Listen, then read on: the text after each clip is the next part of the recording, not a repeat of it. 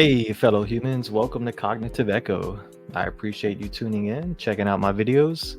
Today I'm going to be talking about the term, our word soul. A lot of people relate it to religion, which is understandable. For me, I kind of have a different view and aspect of it.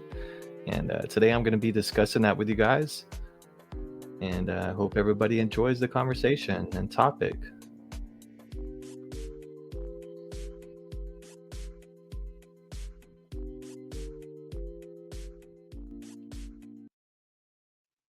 All right, let's get started.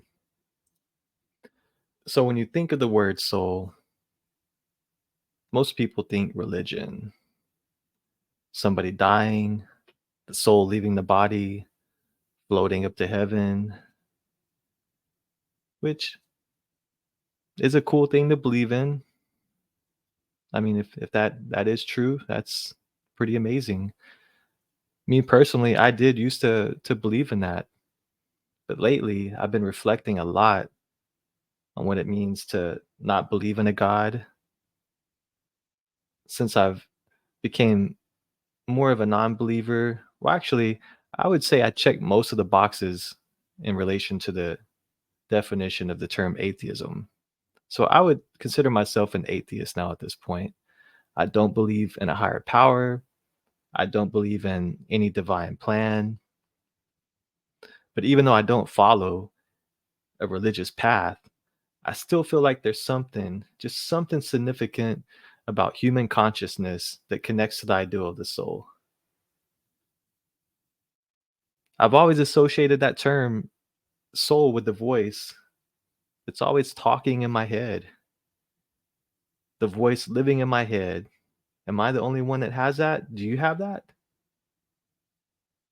To me, that voice, it knows all my fears, all my secrets, all my pain, all my happiness.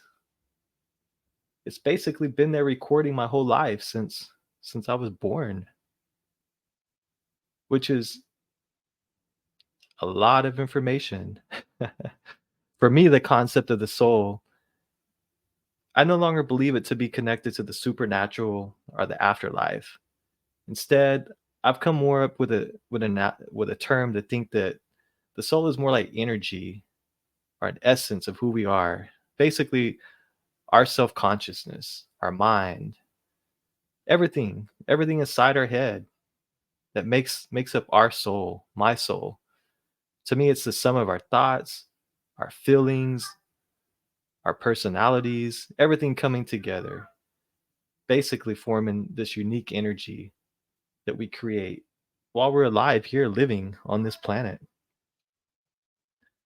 The soul, in this sense, it's just a reflection of our living selves, tied to the way our minds function.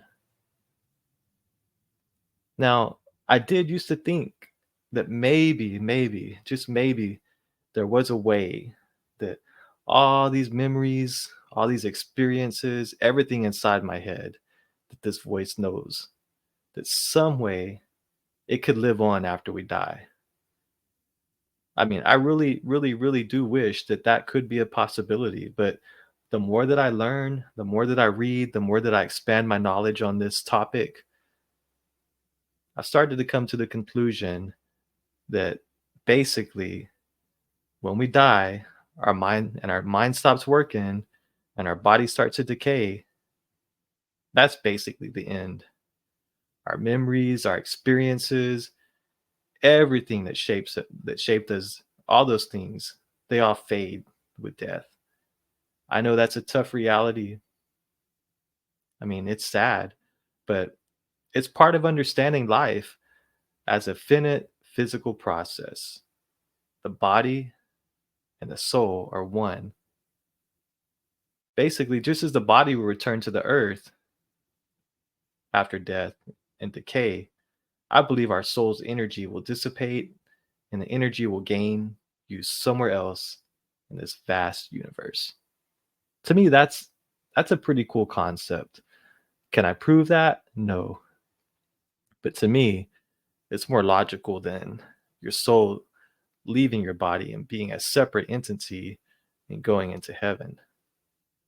That said, I do still believe that there is some kind of continuation of your soul, but it's not about the soul actually living on in some spiritual sense.